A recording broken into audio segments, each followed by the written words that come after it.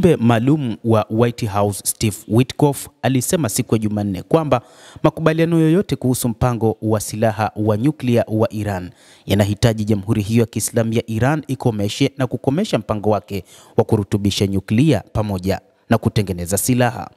Ilikuwa ni uso kwa uso kwa Witkoff ambaye alikuwa ameonyesha siku moja kabla, kinyume na msimamo wa Israel, kwamba Washington ingeweza kuridhika na kikomo cha urutubishaji wa nyuklia wa Iran na haihitaji kuvunjwa kwa vituo vyake vya nyuklia. Mkataba na Iran utakamilika tu ikiwa ni makubaliano ya Trump, Witkoff alisema katika taarifa kutoka katika ukurasa wake rasmi wa X wa ofisi yake. Mpango wowote wa mwisho lazima uweke mfumo wa amani, utulivu na ustawi katika Mashariki ya Kati, ikimaanisha kuwa Iran lazima isimamishe na kuondoa mpango wake wa urutubishaji wa silaha za nyuklia. Ni muhimu kwa ulimwengu kwamba tutengeneze makubaliano magumu ya haki ambayo yatadumu, na ndivyo Rais Trump ameniomba nifanye, alisema Witkoff, ambaye Jumamosi alianza mazungumzo ya nyuklia na waziri wa mambo ya kigeni wa Iran Abbas Araghchi. Siku ya Jumatatu katika mahojiano ya kituo cha televisheni cha Fox News, Witkoff alionyesha kwamba utawala ulikuwa unatafuta makubaliano ambayo yangeweka kikomo badala ya kuharibu mpango wa nyuklia wa Iran na kizuizi cha chini cha urutubishaji wa uranium, na kuangalia kwamba Iran haikuendeleza uwezekano wa silaha. Duru inayofuata ya mazungumzo na Iran alisema itazingatia uthibitishaji juu ya mpango wa kurutubisha na hatimaye uhakiki juu ya silaha. Hiyo inajumuisha makombora, aina ya makombora ambayo wamehifadhi huko, na inajumuisha kifyatulio cha mabomu, aliongeza. Iran imekuwa ikirutubisha uranium hadi 60%, hatua ndogo kutoka kiwango cha silaha, bila matumizi ya kiraia, na kuboresha mifumo yake ya makombora ya balistiki.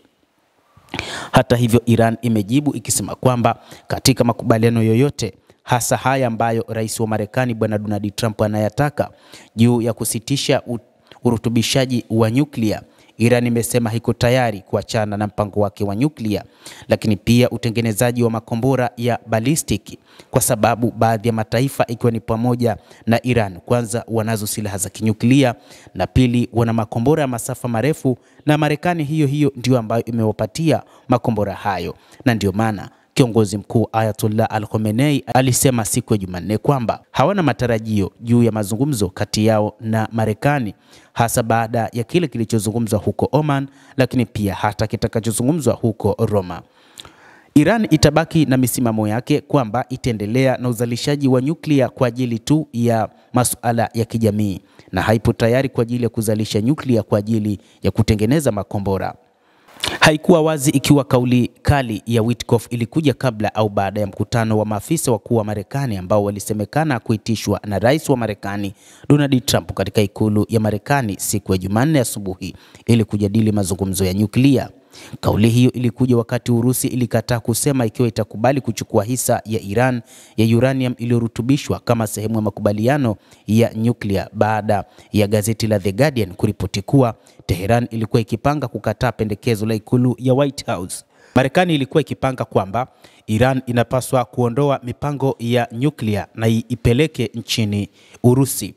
Alipoulizwa katika mkutano wa kila siku kama Urusi itakubali hifadhi ya uranium ya Iran na kama Tehran ingejadili uwezekano huo na Moscow, msemaji wa Kremlin Dmitry Peskov alisema, nitaacha swali hilo bila ya maoni. Urusi ambayo ilitia saini mkataba wa ushirikiano wa kimkakati na Iran mwezi Januari inasema Tehran ina haki ya nishati ya nyuklia ya amani, na kwamba matumizi yoyote ya nguvu za kijeshi dhidi yake yatakuwa kinyume na sheria na hayakubaliki. Abbas Araghchi anatarajiwa kuzuru nchini Urusi wiki hii kabla ya duru ya pili ya mazungumzo na Marekani. Abbas Araghchi amezuru Urusi wiki hii kabla ya duru ya pili ya mazungumzo na Marekani yenye lengo la kutatua mzozo wa nyuklia uliodumu kwa miongo kadhaa kati ya Iran na nchi za Magharibi. Trump anazungumza na kiongozi wa Oman pamoja na Witkoff, ambaye pia anafanya mazungumzo ya makubaliano ya kusitisha mapigano Gaza na mapatano ya Ukraine na Urusi.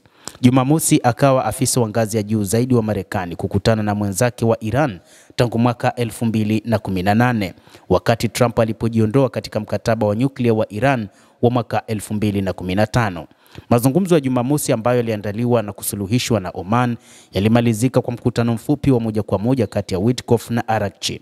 Pande zote mbili kwenye mazungumzo hayo ziliyataja kuwa mazuri, ingawa Iran ilisema Jumanne kwamba uwezo wake wa kijeshi na uungaji mkono wa washirika wa ugaidi wa kikanda ni mstari mwekundu katika mazungumzo hayo, akitaja vyanzo viwili vyenye ujuzi wa mambo ya moja kwa moja. Endelea kuwa nasi mtazamaji, lakini usisahau kulike, kucomment na kusubscribe channel hii. Naitwa Adam Hussein.